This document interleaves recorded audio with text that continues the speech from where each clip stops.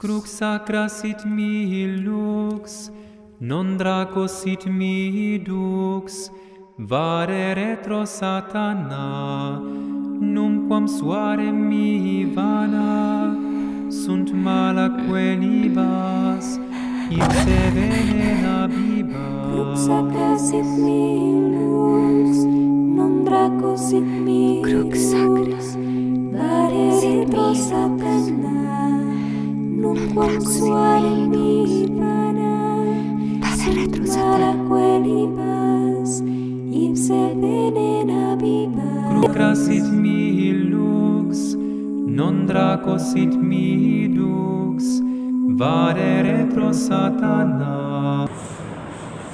Monseñor Lefebvre muchas veces dijo que la reforma de la nueva misa era exactamente igual a la reforma de Cranmer. Cranmer es el encargado de hacer la reforma después de Enrique VIII para que todo el mundo acepte la nueva religión. Entonces el primero que hace es reformar la misa.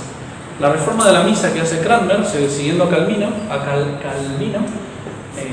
es igual que la reforma que se hace de la misa nueva. Igual, es lo mismo. Es esa reforma copiada hoy en día. Porque una señora me preguntó, en Estados Unidos había una iglesia que decía misa en latín, tradicional, que eran sacerdotes cristianos, pues todo me dijo, es igualito, me dijo tal cual, pero es presbiterana, y me dijo, pero ¿por qué no puedo ir allá? Hay imágenes, me dijo, yo dije, no, porque eso es protestante.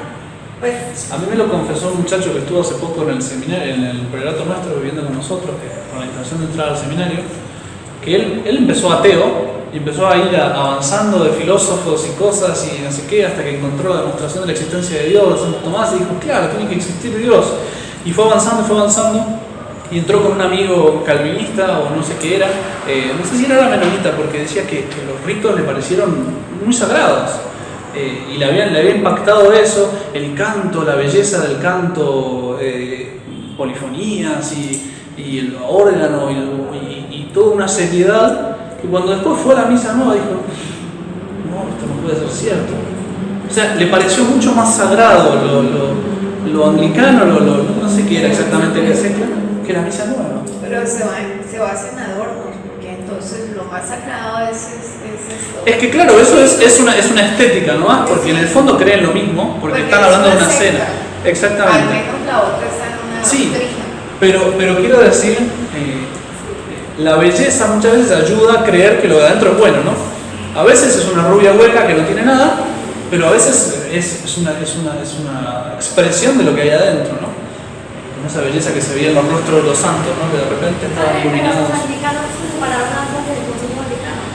Muchísimo antes. O sea, que de todas maneras ellos, a pesar de eso, la liturgia, o sea, ¿qué fue lo que primero que cambiaron ellos? Aparte de que pues, no respetan la autoridad del Papa y que se podían casar. Rápidamente llegaron a que se pudieran casar los sacerdotes, pero al principio no tanto. Al principio lo que hicieron fue la reforma de la misa. Aquí dicen que ¿Y por qué no la pusieron de una vez mirando a la gente? Los anglicanos hicieron eso. No sé qué otras variaciones, de dónde salen los menonitas, no sé. Pero los anglicanos la pusieron mirando a la gente y la pusieron en lengua vulgar, no es latín. Y se casan también. Sí, se casan, las mujeres tarde o temprano terminan, pero eso tardó tiempo. Que las mujeres pudieran ser sacerdotes y hasta obispas. Sí, eso sí que está más torcido. En fin, la estética parece más tradicional, pero en realidad en el fondo es lo mismo. Pero avancemos porque todavía me faltan cosas por ver y no sé cuánto tiempo llevo. Está bien. Una hora, no puedo creer. Y recién empecé. Para que me sacan por las ramas ustedes. Entonces, ¿puedo asistir a la nueva misa? No. Hay reglas que la iglesia ponía para asistir a la misa. Por ejemplo, o asistir a un culto protestante. ¿Puedo asistir a un culto protestante? No. Normalmente no. Pero hay casos excepcionales en los que se puede. La iglesia llama a esas reglas comunicatio in sacris. Es decir, participar, digamos así, en los cultos que no son católicos, y hay que cumplirse ciertas condiciones para que uno pueda ir.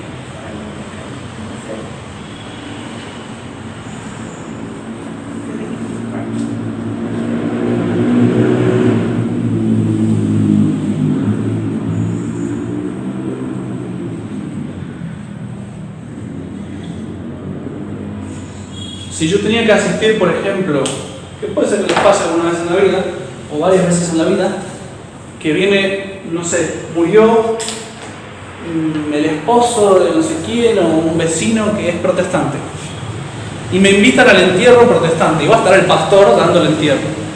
Bueno, es una causa grave en la que yo puedo ir porque hay una cuestión, o sea, se tomaría como una injuria el que uno no vaya, sería una falta de caridad contra la otra persona.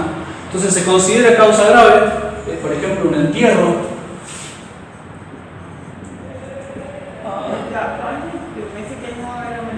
Ahí voy a explicarle un poquito más. Matrimonio. Bueno, alguna otra cosa por ahí que puedo hacer de esa gravedad, más o menos.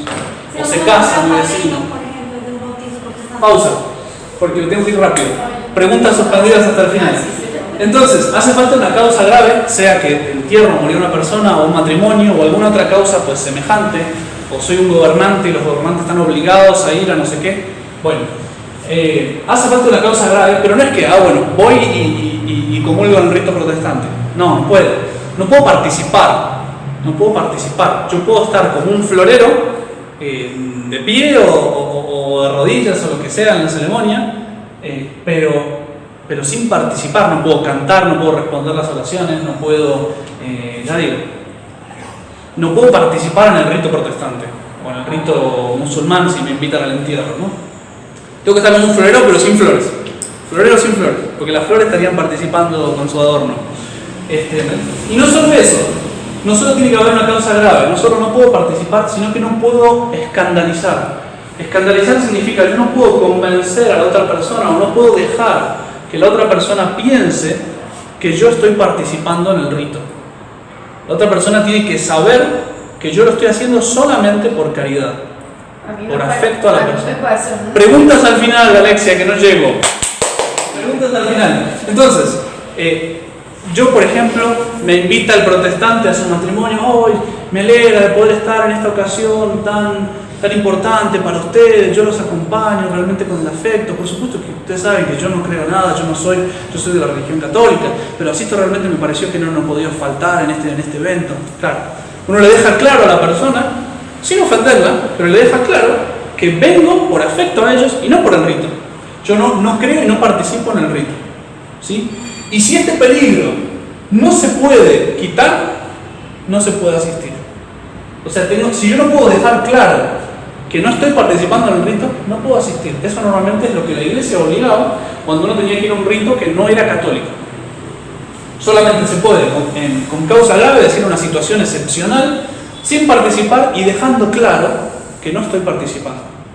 A veces alcanza la pura actitud, que me ven ahí como un florero, que todos cantan, yo no canto, ven que todos caminan a comulgar, yo me quedo acá y no comulgo, ven, bueno, respeto porque no los quiero ofender tampoco, pero a veces alcanza eso solo para quitar el escándalo. Y a veces no. Oh, qué bueno que viniste, que participaste en nuestra ceremonia, no sé qué, no sé cuántos. Hace tiempo que quería ver que vinieras a nuestro culto y no sé qué, no sé cuánto. ¿Cuándo venís de nuevo? Si el tipo viene así, pues yo le voy a tener que decir, mire, yo vine realmente por usted sabe que yo no creo, yo tengo otra fe, yo soy de la religión católica. Bueno, o sea, tengo que dejarle claro a veces, tengo que evitar el escándalo.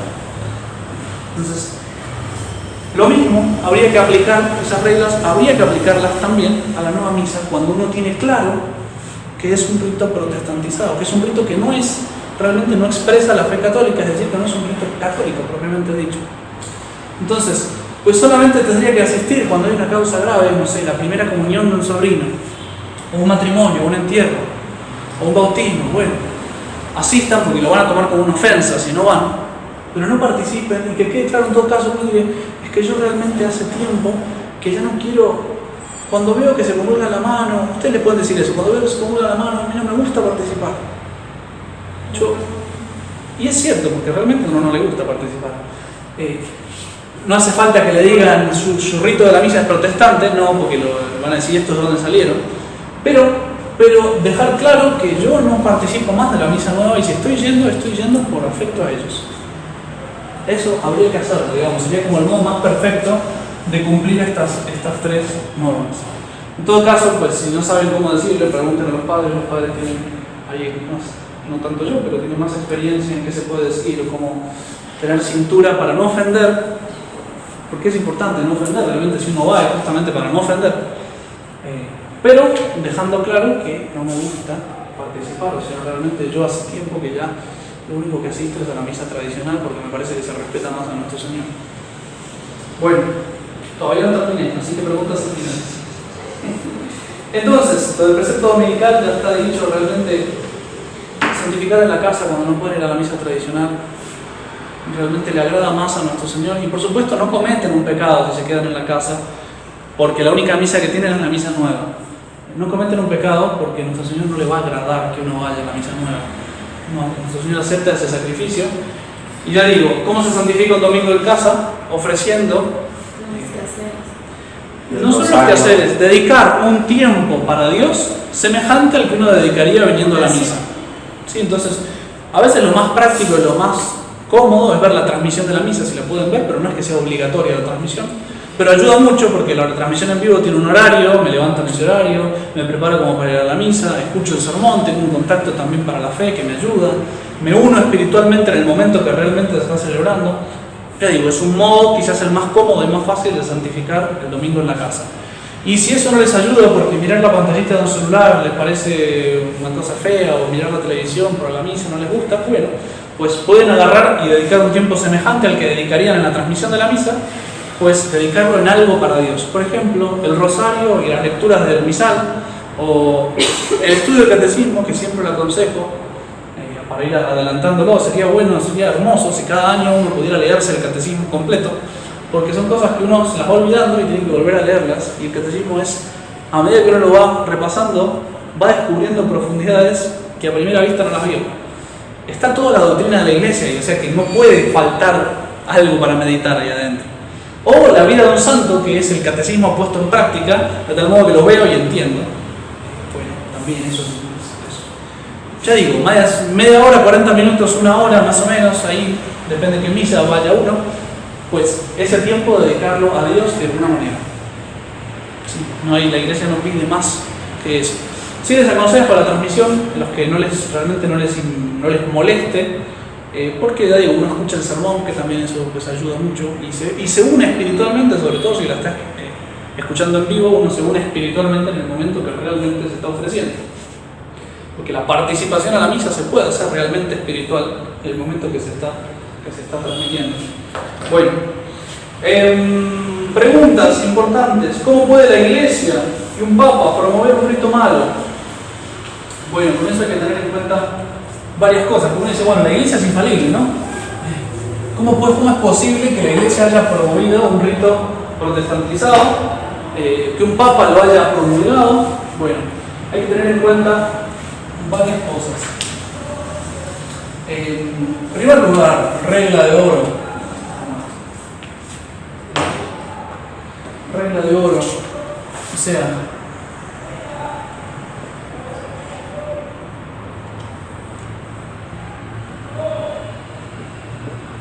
una ley mala, una ley que va contra el fin de la Iglesia, no puede ser una verdadera ley. O sea, eso es un principio fundamental. O sea, no podemos. Ahora, para ser buenos católicos tenemos que ser protestantes. No, evidente que no.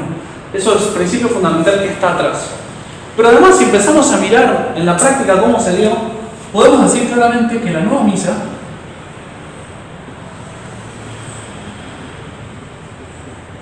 nunca fue promulgada.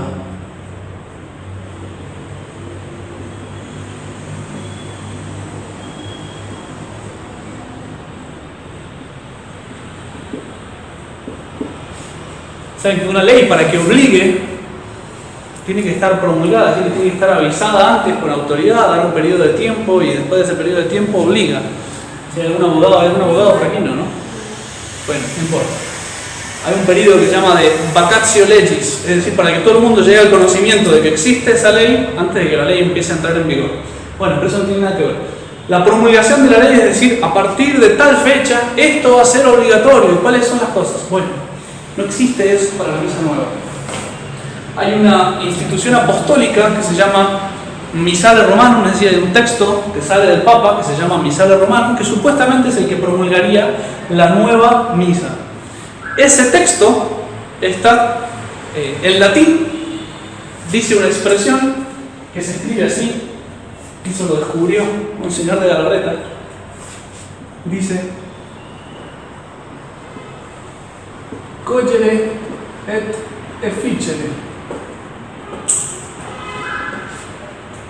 Resumiendo y sacando conclusiones. Exactamente, ¿lo leyó recién? Sí, padre. Bien, porque hay dos verbos latinos que se parecen mucho. Uno es cogere, que es recoger o resumir, si quieren ponerlo en una cosa, y otro que es coegere, que creo que va con diéresis, porque si no sería chegere. Coegere, que son parecidos, pero uno significa obligar y el otro significa resumir. Si yo pusiera coegere et efficere, yo quiero obligar y hacer. Pero el texto latino no dice coegere, dice cogere. ¿Qué fue lo que ocurrió? Todas las traducciones, francés, italiano, inglés, español, todos los idiomas que ustedes quieran, traducen: damos fuerza de ley a todo lo que precede. Como si el verbo fuera coegere. ¿Qué es lo que dice el texto latino? Bueno, resumiendo y sacando una conclusión, se supone que la conclusión viene después. O sea, voy a hablar ahora cuál es la conclusión. El texto dice que es linda la misa, que vamos a buscar esto como un factor de unidad, pero no obliga, en ningún lado obliga a nada. Y en cambio el otro, damos fuerza de ley a todo lo que precede. Todo lo anterior es ley. No existe, no existe. Todas las traducciones, búsquenlas. Busquen la palabra ley o lo en el texto Institución Apostólica Misale. Padre, pero es que el tercer mandamiento obliga a ir a misa, o sea, ¿no? Obliga a ir a misa, pero no me dice a qué rito de la misa. O sea, ¿qué pasó con esto? Todos los obispos del mundo dijeron: la nueva misa, la misa tradicional no se puede celebrar más. A partir de la fecha que dice aquí, hay que celebrar obligatoriamente la misa nueva. Eso es falso. El texto en ningún lado promulga esa ley. Y eso se dio por sentado que era esa ley. Y eso se aplicó en todo el mundo, y al sacerdote que quería celebrar la misa tradicional: no, esa misa está prohibida. Y los lefebristas son los sacerdotes que celebran la misa prohibida. En primer lugar, no se puede prohibir la misa, ahora lo vamos a explicar al final, porque sería una ley mala. Es una ley que sería el suicidio de la iglesia. Pero aún suponiendo que un papa lo pudiera hacer, no lo hizo. No lo hizo. Lo que hicieron fue la trampa de la traducción, porque claro, los obispos franceses eran todos modernistas, ¿y qué hacían? Cuando salía un texto en latín, no dormían, pero lo tenían traducido en francés en menos de 24 horas. Y los demás que tenían que traducir, el latín es un idioma complicado, ya está la traducción francesa, traduzcamos del francés. Los franceses hicieron esta trampita: damos fuerza de ley a todo lo que precede, y todos los demás tradujeron: damos fuerza de ley a todo lo que precede. Y al día de hoy, en los textos del Vaticano, que tiene todas las traducciones de los otros idiomas, dice eso. Y Monseñor de Galarreta un día en el seminario dijo: no te puedo creer. Leyó en latín y dice: pero acá no está diciendo eso, acá está diciendo. Y empezó a imprimir el texto en español, el texto en italiano, el texto en francés, el texto en inglés, porque además lee todos los idiomas, ¿no? Pero todos dicen lo mismo, todos dicen lo mismo. Es una mentira, no es lo que dice la ley. En todo caso, la ley lo que da es la posibilidad de celebrar la misa nueva, pero de ninguna manera pone como obligatoria la misa nueva, ni tampoco prohíbe la misa tradicional. De hecho, Juan Pablo II reunió una comisión de obispos y de cardenales, si no me equivoco, y les preguntó: ¿la misa nueva está prohibida? Y por unanimidad, menos un voto, le dijeron: no, nunca se prohibió, nunca se prohibió. Pero en la práctica, al sacerdote que quería celebrar la misa tradicional, le cortaban la cabeza. Bueno, y la última cuestión es que la infalibilidad del Papa, es solamente para la fe. Ay, padre, pero las canonizaciones de los santos son infalibles. ¿Cuándo la canonización de un santo es infalible? Cuando yo demuestro que la santidad de vida del santo es la fe puesta en práctica. Si yo demuestro que la fe está puesta en práctica, o sea que esa santidad es producto de la fe, entonces el sacerdote, el Papa, empieza a comprometer su infalibilidad. Y además de eso, normalmente la Iglesia pedía la confirmación de parte de Dios, porque sabe que el hombre en la práctica se puede equivocar, porque yo no conozco el interior del corazón de la otra persona. Estéticamente yo juzgo por el exterior y me parece que realmente nace de la fe, pero a pesar, porque me puedo equivocar, pido la confirmación de Dios por milagros. Bueno, resumí todo el tema de las canonizaciones, pero justamente por eso una canonización goza de infalibilidad, porque es la fe en la práctica. Un santo es la práctica de la fe, y si no nace de la fe, entonces no lo puedo canonizar. La Madre Teresa de Calcuta. En el caso de Juan Pablo II y de Pablo VI. La Madre Teresa de Calcuta, por poner un ejemplo menos controvertido, es una mujer, pero con una entrega, un sacrificio enorme. Pero tenemos las fotos de ella rezando frente a la estatua de Buda. Y uno dice, ¿es canonizable? ¿Eso es la fe puesta en práctica? No, es más bien una bondad natural llevada a un extremo de sacrificio, pero no es realmente la fe puesta en práctica en grado heroico, además. Porque la santidad, para ser canonizable, tiene que ser grado heroico. Bueno, entonces no es canonizable y por lo tanto una canonización de ese tipo no compromete la infalibilidad. No me están garantizando. La canonización lo que me garantiza es la fe la que produjo ese santo, y ese santo vivió de la fe. Justus meos ex fide vivit. El justo vivirá por la fe, dice la Escritura. Bueno, en la liturgia pasa lo mismo. ¿Cuándo la liturgia tiene infalibilidad? ¿Cuándo es canonizable una liturgia? Cuando es la fe la que reza. Cuando la fe católica reza, entonces yo puedo canonizar una liturgia. Y eso es lo que hizo San Pío V a la misa tradicional. Me garantiza que la fe es la que está rezando ahí. Y no solo alcanza con eso, porque digamos que hasta podría haber errores en eso, no los hay. Pero además, como en la canonización se pide la confirmación por milagros, en la liturgia se pide la confirmación de santos, que haya santos que hayan sido producidos por esa liturgia. Y todos los santos de la Iglesia fueron producidos por la misa católica, por la misa tradicional, por la misa de siempre. O sea, busquen al santo que ustedes quieran en el calendario, y fue un santo de la misa tradicional. Está producido por esa misa, por esa comunión, por esos sacramentos. Entonces, realmente se puede decir que el Papa comprometió su infalibilidad, y Monseñor Lefebvre lo decía, que San Pío V canonizó la misa tradicional. No fue que la inventó, no, esa misa viene de siempre, y él en un momento la canonizó porque expresaba perfectamente la fe y porque había producido todos los santos que la Iglesia conoció. O sea, esa canonización ya no se puede sacar. Lean la bula Coprimum Tempore, realmente es una canonización. La misa nueva no tiene nada ni parecido, ni podría hacerse todavía. Por eso no se llama misa, se llama Eucaristía. Porque haría falta ver frutos, y realmente los frutos de la misa nueva es la pérdida de la fe en el mundo entero. O sea, si ustedes miran el caso, por ejemplo, de Inglaterra, los anglicanos se estaban convirtiendo a millones, no sé cuántos millones al año, o cuántos cientos de miles al año se convertían, no sé si no eran 800.000 y pico, que pasaban del anglicanismo a la religión católica antes del concilio. Después del concilio, cero. Y más bien son los católicos que se pasan al anglicanismo.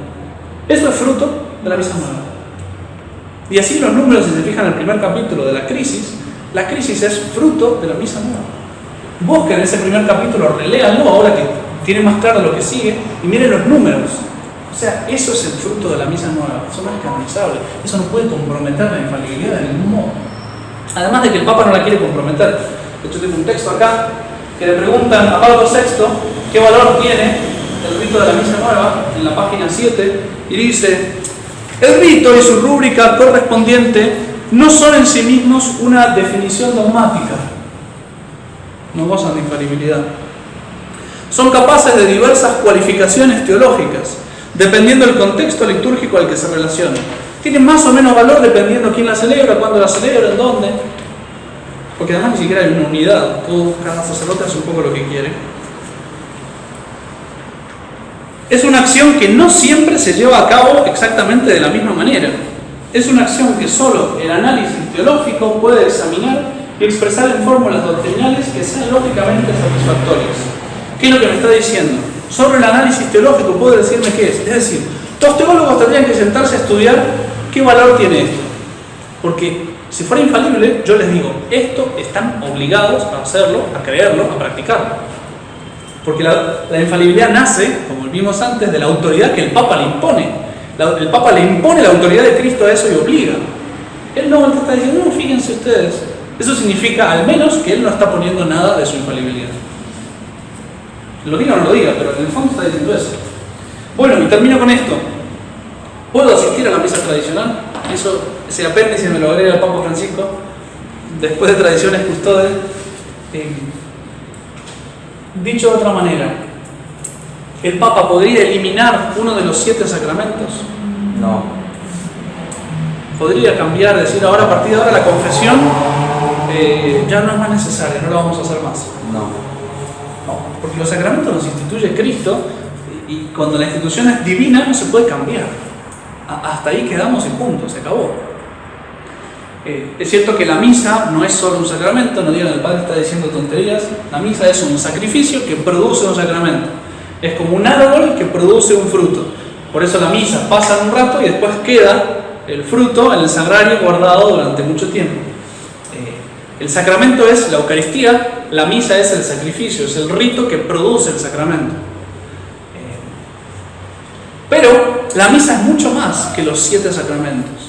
De hecho, lo explica el Concilio de Trento, lo explica Santo Tomás. O sea, todos los sacramentos nacen de la cruz.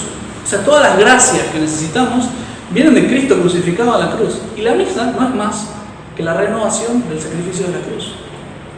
Por eso, en resumidas cuentas, la misa es la fuente de los 7 sacramentos. Si ustedes cortan la misa, por un imposible, porque Dios no lo va a permitir, pero si ustedes cortaran la misa, los sacramentos dejarían de funcionar. O sea, las gracias que me da la confesión borra mis pecados porque me está derramando la sangre de Cristo, la sangre que cada día se está derramando en la misa. Realmente la misa es el corazón que está bombeando las gracias a los 7 sacramentos, y gracias a que se celebra la misa, los sacramentos funcionan. El Papa no puede detener el corazón de la Iglesia porque es el suicidio de la Iglesia, se acaba la Iglesia. O sea, eso Lutero lo tenía bien claro, decía, de momento, yo estoy convencido, dice Lutero en algún lado, que si destruimos la misa habremos acabado con el papado.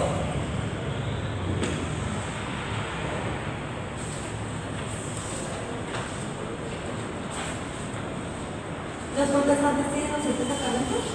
No. Y muchos de ellos, aunque tratan de conservarlos, tampoco son válidos.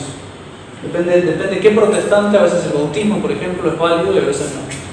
La Eucaristía como sacramento no lo tienen más porque no consagran válidamente. La confirmación la han transformado en una imposición de manos, la confesión no existe. O sea, el matrimonio sí lo tienen como sacramento, si realmente está bautizados sí sería sacramento. Pero realmente están todos mutilados y maltratados.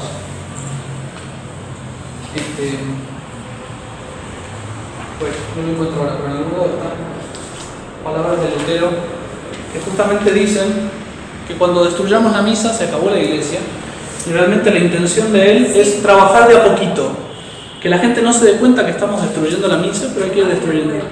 ¿Qué página? Página 9 del segundo libro. Página 9.